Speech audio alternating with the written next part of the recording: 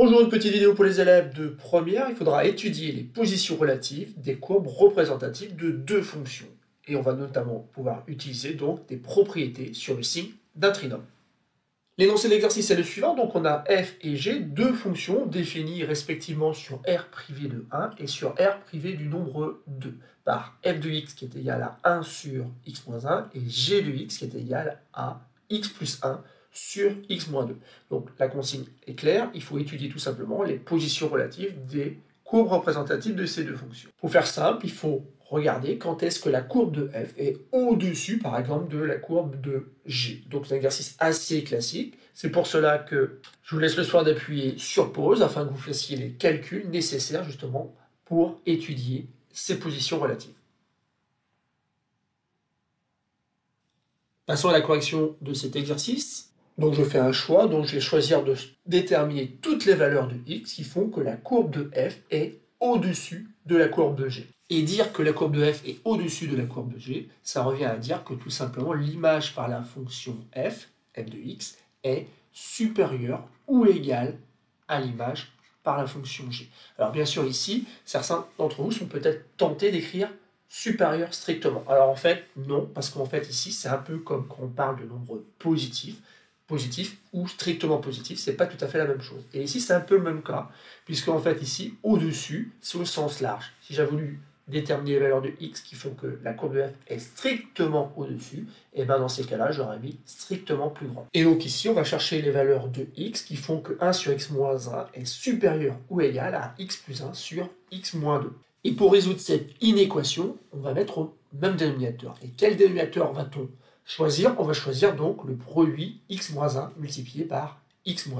Alors ici, il faut bien comprendre qu'en faisant ce petit travail-là, on ne multiplie pas à gauche et à droite par une quantité. On réécrit les quantités qui sont à gauche et à droite différemment en, il est vrai pourtant, multipliant par x-2 en bas et en haut à gauche, mais ça ne change pas la valeur de l'expression ici quand on remplace x par un nombre.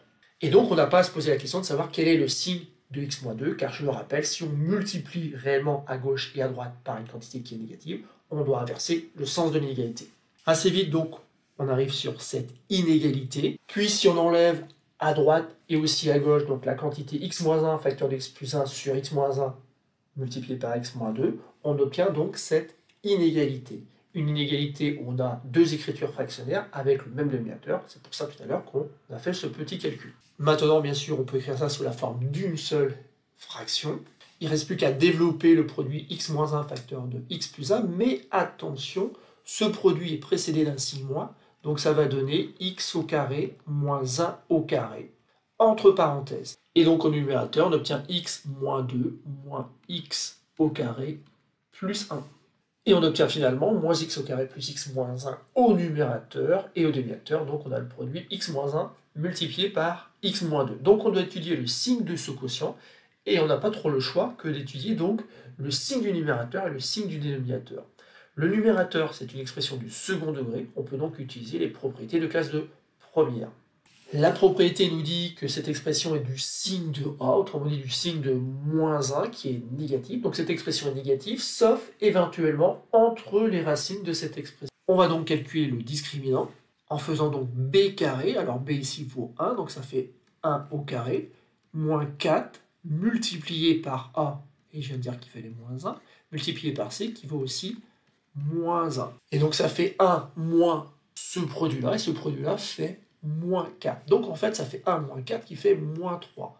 Donc le discriminant est strictement négatif, ça veut dire que moins x au carré plus x moins 1 n'admet pas de racine, et donc que cette expression-là est tout le temps du signe de A, tout le temps négatif. Donc maintenant, on sait que le numérateur est tout le temps négatif, il ne nous reste plus donc à examiner donc le signe du dénominateur, mais cela va se faire à l'aide d'un tableau de signes, puisqu'au dénominateur, on a un produit de deux expressions affines. On construit donc ce tableau afin de déterminer donc le signe de quotient moins x au carré plus x moins 1 sur x moins 1 facteur de x moins 2. Donc maintenant on va compléter ce tableau de signes. Alors autant le numérateur lui est tout le temps de signe négatif, autant au dénominateur bien sûr on a des expressions x moins 1 et x moins 2 qui changent de signe. Et d'ailleurs en plus ces expressions s'annulent. L'une s'annule en 1 et l'autre s'annule en 2. C'est pour ça qu'on s'empresse d'écrire sur la première ligne ces deux valeurs. Ensuite bien sûr on va séparer les cas de figure, donc pour des valeurs strictement plus petite que 1, pour des valeurs comprises entre 1 et 2, et enfin pour des valeurs strictement plus grandes que 2.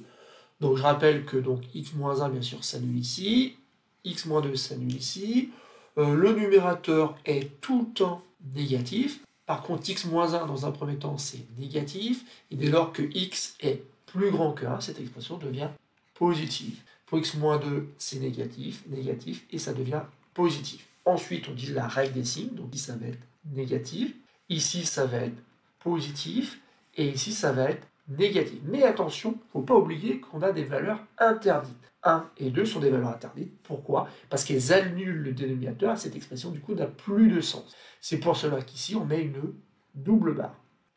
Voilà, on a étudié donc le signe de cette expression. Maintenant, il suffit simplement de se rappeler que la courbe de f est au-dessus de la courbe de g, si et seulement si cette expression est de signe positif. Et c'est le cas dès lors que x se trouve entre 1 et 2.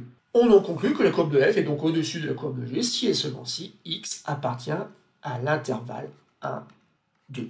C'est un résultat qu'on peut valider à l'aide de la calculatrice, mais aussi un résultat qu'on peut valider à l'aide d'un logiciel de géométrie dynamique. J'ai donc tracé ici en vert la courbe qui représente f, et en rouge la courbe qui représente donc la fonction g. Et on voit que la courbe de g finalement est au-dessus de la courbe de f assez souvent, d'ailleurs c'est ce qu'on avait trouvé par le calcul, sauf pour les valeurs comprises entre 1 et 2. En effet, ici, sur l'intervalle 1 exclu 2 exclu, la courbe de f représentée en vert est bien au-dessus de la courbe représentée en rouge qui représente donc la fonction g. Voilà, c'est tout pour cette petite vidéo. C'est un exercice assez classique où on étudie la position relative de courbes, mais tout cela en utilisant des propriétés de classe de première, notamment sur le signe d'un trinôme.